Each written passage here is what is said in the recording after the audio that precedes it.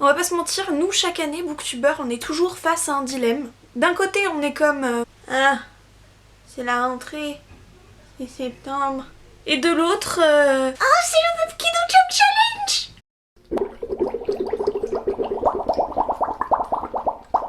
Bonjour, bonsoir et bienvenue dans cette nouvelle vidéo. Aujourd'hui, avec une énorme originalité, on a vu ça nulle part sur Booktube, je vous présente ma palle du Pumpkin Autumn Challenge 2019. Je vous mets toutes les informations dans la barre d'infos, mais c'est un challenge qui a lieu tous les automnes et qui est créé par Guimauze du Terrier de Guimauze. Le principe du challenge est simple, c'est lire des livres en automne. Yes. Vous avez 3 menus avec différentes catégories qui sont associées à des mots-clés et les mots-clés vous indiquent quel type de livre il faut choisir en gros. J'ai mis un livre par sous-catégorie par menu, on verra bien ce que je lirai en réalité ou si j'en rajoute entre temps. Là il fallait un livre qui fait flipper. Et devinez ce que j'ai choisi? La part des ténèbres de Stephen King. Tu croyais pouvoir te débarrasser de moi? Tu pensais qu'avec un événement bidon pour la presse, tout serait réglé? Tu te disais, ce n'est qu'un pseudonyme, il n'existe même pas. Tu te disais, fini George Stark, maintenant à nous la vraie littérature. Pauvre naïf. Et cette série de meurtres abominables, exactement comme dans nos romans. Sauf que cette fois, c'est réel. Bien réel. Oh mais ne t'imagine pas que tu vas pouvoir te débarrasser de moi? Je suis ton double. Je suis ta part des ténèbres. Et j'aurai ta peau. Est-ce que c'est assez flippant pour vous ou il vous en faut plus? Non seulement c'est du King, mais en plus ce résumé, est-ce qu'il te fait pas mijoter de l'horreur à petits oignons? J'ai très hâte. C'est le livre de King qui me fait le plus hâte de lire.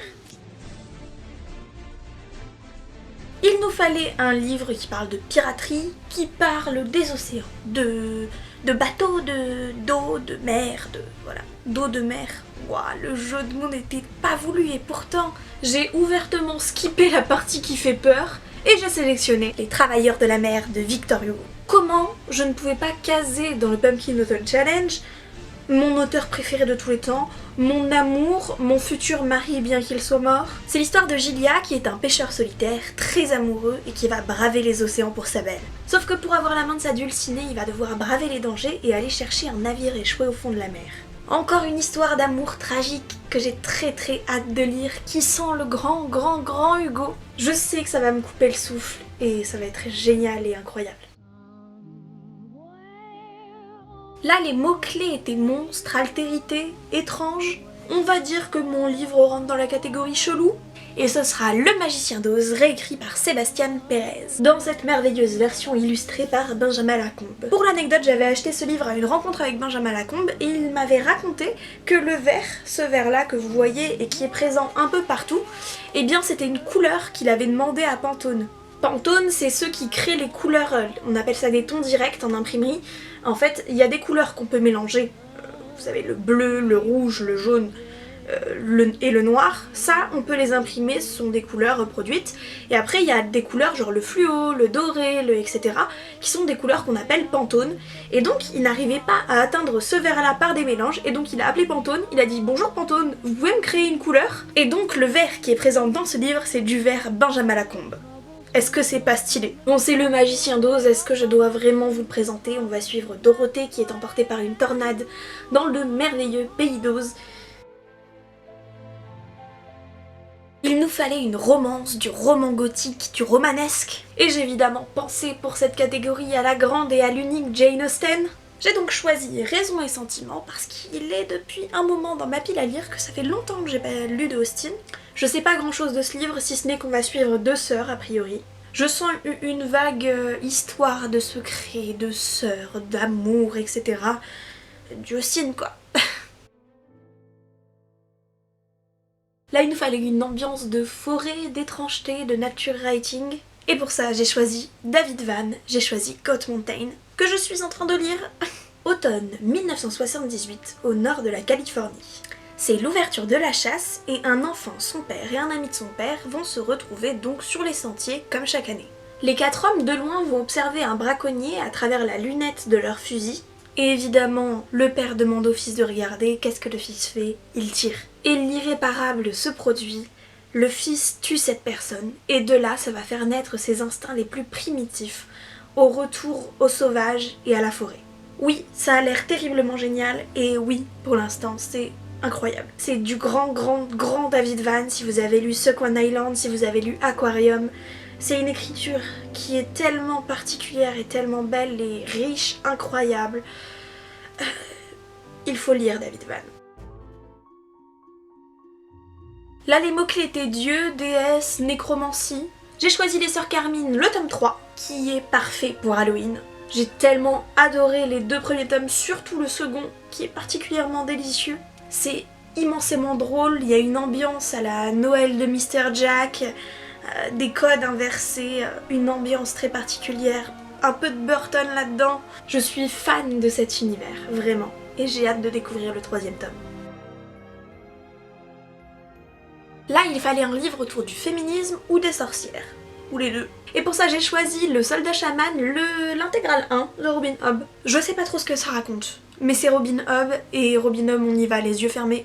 Et je pense que le côté chaman peut correspondre à la thématique. J'avais aussi envie de lire, je ne l'ai pas encore, mais je vais me le procurer très vite, Sorcière de Mona Chollet, que je vais aller chercher à la librairie très bientôt, qui est un essai féministe qui retrace l'histoire des sorcières en fait. C'est clairement le livre qui rentre parfaitement dans cette catégorie, je me demande même si elle l'a pas fait uniquement pour qu'on lise Sorcière de Chollet. Guimauze, à cause de toi, j'achète encore des livres. Sache que c'est de ta faute. Là, il fallait un livre pour Halloween. Et j'ai sélectionné Jonathan Strange et Mr. Noël de Susanna Clarke. On est loin à des siècles d'écart avec le nôtre, il y a très longtemps, quand le roi d'Angleterre était encore le plus grand des magiciens, on l'appelait le roi Corbeau. Enfant d'homme, élevé par des fées, le roi Corbeau était celui qui pouvait à la fois mêler le monde magique et le monde humain qui a fondé la magie en Angleterre. 1806, à l'heure où commence le roman, il n'est guère plus qu'une légende. Plus personne ne croit à la magie. Et voilà que Mr. Noël défie tous les magiciens du pays pour prouver qu'il est seul et unique magicien. Le résumé est fou, mais je vous avoue que ce qui m'a réellement séduit, c'est que ce livre a reçu le prix Hugo. On fait toujours confiance à Hugo. Là, il s'agit de lire un livre avec une histoire de famille qui a ses petits secrets. Et pour ça, j'ai pris Notre mère de Corinne Zailklakash. Violet Hurst, 16 ans, tente d'assassiner sa mère, blesse son frère et finit en hôpital psychiatrique.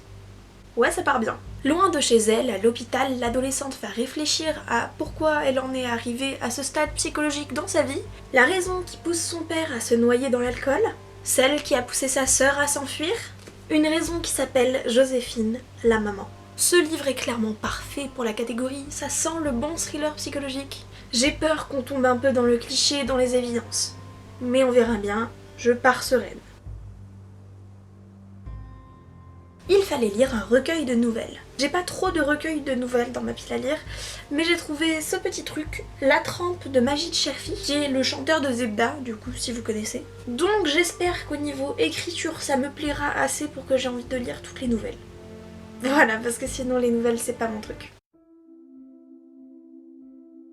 Là, il fallait un livre d'astronomie sur la Lune, sur les étoiles. Je suis donc partie sur du bon gros space opéra. Ce sera Les Chants de la Terre lointaine de Arthur C. Clarke. La Terre se meurt et les derniers survivants humains partent à bord du Magellan, un grand vaisseau spatial, pour trouver un nouveau lieu où s'installer. Ils vont faire escale sur une planète océan, colonisée il y a longtemps par d'autres humains qui se sont installés sur cette terre et ont presque oublié notre civilisation. Il paraît que ce livre est très bien et en ce moment j'ai un petit peu délaissé la science-fiction et ça me manque. Donc ce serait parfait pour me remettre dans le bain. Rêve, Android et science-fiction au programme. Pour moi ce sera Nos âmes seules de Luc Blanc-Villain. Je vous fais pas de résumé parce que je l'ai déjà lu.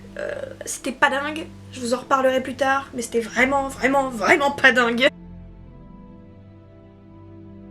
Là il fallait lire un livre aux couleurs de la nuit, en termes de physique couverture. Et je suis même allée plus loin en cherchant un petit peu dans le titre, et j'ai trouvé cette petite perle, Tendre et la nuit, de Scott Fitzgerald. C'est écrit uniquement sur le dos. Je sais pas trop de quoi ça parle, mais c'est un monument de la littérature et j'ai jamais lu Fitzgerald. Je sais vaguement qu'on suit des personnages un peu torturés et perdus dans leur vie, et ça me plaît bien. Bizarre, mais oui.